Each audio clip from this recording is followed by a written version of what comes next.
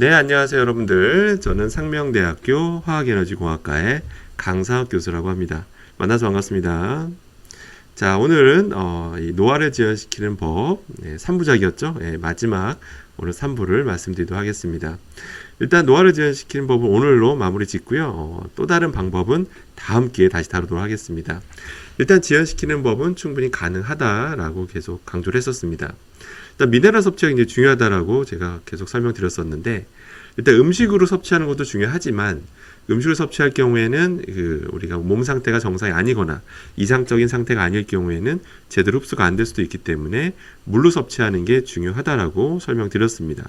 그 이유는 물은 우리가 마시면 굉장히 빠른 속도로 흡수가 되기 때문이에요.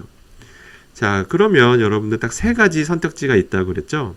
하나는 수돗물로 마시는 법, 아니면 우리가 생수로 마시는 법, 아니면 그냥 정수기 물을 그냥 마시는 법, 이 세 가지가 있는데, 일단 미네랄 섭취 측면에서 수돗물과 생수가 좋아요.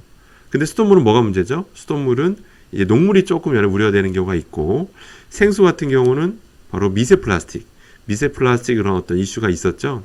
그 다음에 또 생수병 같은 경우는 결국 그걸 우리가 버렸을 때 환경적 측면에서 어떤 쓰레기 그런 문제도 있기 때문에 또 그게 우려되기도 하고요.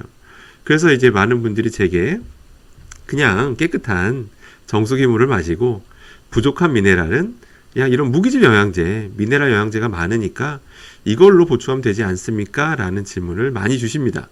많이 주시는데요. 일단은 그 말은 이론상은 맞습니다. 왜냐하면 정수기는 정말 미네랄이 없고 그다음 그런 무기질 보충제에는 무기질이 많거든요. 그래서 당연히 이런 방식이 좋다라고 생각할 수가 있어요. 또 실제 여러분들이 우리나라 대다수의 제약회사들은 이런 무기질 영양제를 다 판매하고 있습니다. 그만큼 또 많은 분들이 많이 이렇게 사용하고 있다는 얘기죠. 많이 애용하고 있다는 얘기인데, 자, 그럼 이 방법의 어떤 그 문제점에 대해서 한번 살펴보도록 하겠습니다. 일단 미네랄 종류에 대해 살펴보면요, 미네랄 종류는 굉장히 많은데 다시 두 가지로 나눕니다.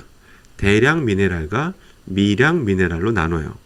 대량 미네랄량이 뭐냐면 하루 섭취량이 100mg 이상인 것들. 그러니까 하루에 100mg 이상은 여러분들이 꼭 드셔줘야지만 우리 몸이 제대로 된 기능을 할 수 있는 것들, 이런 것들을 대량 미네랄이라고 합니다. 그럼 조금만 더 살펴보면요, 여러분들 나트륨이 소중한 미네랄입니다. 여러분들 무조건 나쁜 거라고만 생각하시는데 산염기 어떤 평형을 유지시켜주는 그런 역할을 하고요. 우유에 많다는 칼슘은 치아 형성이나 혈액 응고에 도움을 주고요. 마그네슘 같은 건 효소의 활성화에 도움을 주고, 황 성분은 해독작용, 칼륨 성분은 삼투압이나 수분 평형 유지에 도움을 줍니다. 인 성분은 이제 여러 가지 영양소의 흡수와 수송을 담당하고 있다고 보시면 됩니다.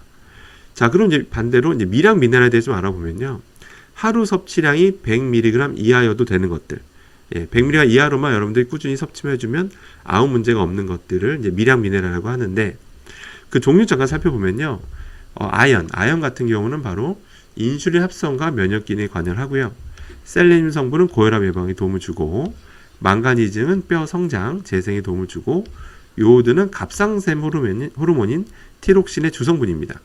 다음 구리 성분은 뼈와 적혈의 생성, 이 철분은 헤모글로빈 기능에 중요한 역할을 한다고 알려져 있는 소중한 미네랄이 보시면 됩니다. 자, 그러면 이제 중요한 게 뭐냐면, 그럼 이게 좋은 건 알겠는데 과연 몸에 우리가 과잉으로 섭취하게 되면 어떤 일이 벌어질지 한번 알아보도록 하겠습니다. 먼저 그 대량 미네랄 첫 번째, 나트륨 많이 먹으면 안 좋다는 건 이미 알고 계시죠? 특히 우리나라 식습관은 또 식문화는 아무래도 좀 짠 게 많잖아요. 그래서 이런 게 많이 들어오면 고혈압, 심혈관계 질환을 일으키고요. 칼슘 성분은 이런 변비를 일으킵니다. 그 우유에 많다는 그 칼슘이 우리한테 필요한 건 맞지만 지나치게 많이 들어오면 오히려 변비를 유발할 수 있다는 거죠. 마그네슘 같은 경우는 우리 또 신장 질환자의 경우에 대해서 구토나 심한 경우 환각을 일으킬 수도 있어요. 황 성분은 소화불량을 일으키고요. 칼륨 성분은 위장 장애를 불러일으키기도 합니다. 또 인 성분도 심혈관계 질환을 불러일으킬 수도 있다는 거예요. 그 옛날에 여러분들 이런 말이 있잖아요. 과유불급. 지나치면 안 된다는 얘기잖아요. 맞습니다. 여러분 뭐든 우리가 먹는 거라든지 어떤 거든 암만 좋은 영양제든 뭐든 어떤 성분이 지나치게 많이 들어오게 되면 어떤 식으로든 독성을 일으키게 되어 있습니다. 이번엔 미량 미네랄입니다. 미량 미네랄이 또 많이 들어오면 어떻게 될까요? 하루에 분명히 100mg 정도면 이하로 우리가 섭취해야 된다 말씀드렸는데, 먼저 아연이에요. 아연은 철분과 구리의 흡수를 저해해요. 그러니까 여러분들이 그 철분과 구리가 좋아서 우리가 잘 이렇게 섭취를 해줘도 섭취가 중요한 게 아니라 그 흡수가 되는 게 더 중요한 거거든요. 섭취했는데 그대로 다 이게 빠져버리면 의미가 없겠죠. 그러니까 바로 그거예요. 아연이 너무 많아지면 오히려 철과 구리 성분의 흡수를 저해하게 되는 그런 악영향을 끼치는 거죠. 셀레늄 같은 경우는 어지러움과 두통을 불러일으키고요. 망가니즈는 그렇게 우리가 노화에 좋다고 말씀드렸는데 기억력 저하를 불러일으키기도 해요. 요오드 성분은 갑생성 기능, 항진증을 일으키고요. 구리 성분은 어떤 신부전증, 그 다음에 간 손상을 불러일으킵니다. 철분도 너무 지나치게 많으면 저혈압. 저혈압이 굉장히 위험한 건 잘 알고 계시죠? 예, 그래서 하루에 딱 필요한 양만 들어와야지 지나치게 많을 경우에는 어떤 식으로든 이런 식으로 우리에게 해를 끼친다라고 보시면 됩니다. 자, 그럼 이제 여러분들 눈치를 채셨을 거예요. 자, 여러분들 이제 미네랄 섭취를 위해서 이제 하루에도 음식을 드시고 물을 드시는데, 자, 여러분들 음식 드실 때, 자, 이 안에는 수많은 미네랄이 있는데, 그 안에 미네랄들, 여러분 계산하면서 드십니까? 여러분들, 예를 들어 이런 예를 들어 피자를 드시는데, 이 안에 아연이 얼마 있지? 칼륨이 얼마 있지? 철분이 얼마 있지? 이런 계산하십니까? 예. 또 계산도 힘들어요. 왜냐면, 피자라고 해도 피자 종류도 엄청 많고, 그죠? 어떤 재료로 만드느냐에 따라 피자 내에 어떤 이런 성분들 함량이 당연히 다르죠. 당연히 다르죠. 이해되시죠? 예, 식당에서도 그런 거 공개하지 않잖아요. 우리가 판매하는 감자튀김에는 철분이 몇 프로 들어있고 몇 프로 들어있고 그런 거 다 공개할 의무도 없고 하지도 않죠. 자, 근데 이런 상태에서 여러분들이 미네랄 영양제를 드시게 되면 어떤 일이 발생할까요? 자, 미네랄 영양제, 만약에 어떤 분이 평소에 망가니즈가 많이 부족해요. 그럼 이런 무기질 영양제 드시면 당연히 망가니즈가 보충이 되겠죠. 그러니까 실제 좋은 효과를 불러일으켜요. 자, 그런데 문제가 뭐죠? 문제가 아무 문제가 없는 분들, 그러니까 식습관이 문제가 없고 미네랄 섭취량도 충분해요. 근데 이렇게 자칫 들어오게 되면 어떤 성분은 그날 먹어야 될 성분을 넘어설 수 있다는 거죠. 그러니까 넘어서게 돼서 지나친 철분 섭취가 이루어질 수도 있고, 지나친 구리의 섭취가 이루어질 수도 있고, 지나친 셀레늄의 섭취가 일어날 수도 있다는 거죠. 이해되시겠죠? 그래서 여러분들이 섭취한 영양제라는 게 뭐냐면, 여러분들 이렇게 생각하세요.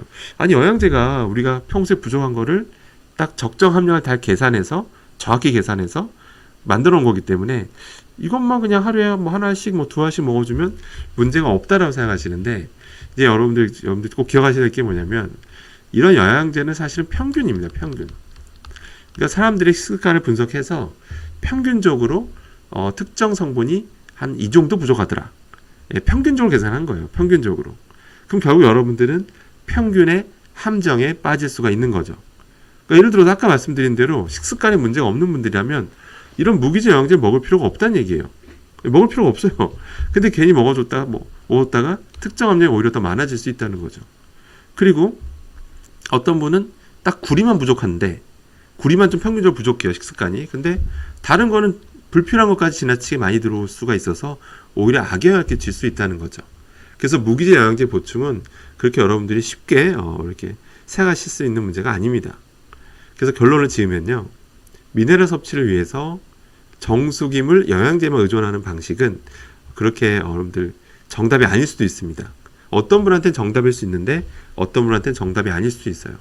그러니까 여러분들이 평소에 음식이나 미네랄이 함유된 물을 마시면 충분히 대부분 이제 커버가 된다 보시면 돼요. 충분히 걱정 안 하셔도 되는데, 혹시라도 식습관에 문제가 있는 분들이라면 영양제로 이제 가끔씩 보충해 주면 말 그대로 보충의 효과가 나긴 합니다. 그런데 그것에만 의존하다가 자칫 특정 성분이 지나치게 많이 들어오면 위험할 수도 있기 때문에, 반드시 독성을 일으킬 수가 있기 때문에 반드시 이런 무기질 영양제 보충은 신중하셔야 된다라고 꼭 기억하셔야 되겠습니다. 그래서 결론은 여러분들이 음식과 여러분들이 미네랄 담긴 물, 이런 것만, 그러니까 균형 잡힌 식습관, 미네랄 담긴 물만 잘 마셔주면 사실은 노화를 위한 미네랄 보충은 충분하다고 보시면 돼요. 그래서 제가 이런 무기질 영양제를 무조건 비난하는 건 아닙니다. 예, 여러분 혹시 식습관에 문제가 있다면 보충하셔도 되겠죠. 다만 신중하게 판단하셔야 된다라는 것만 기억하시면 되겠습니다.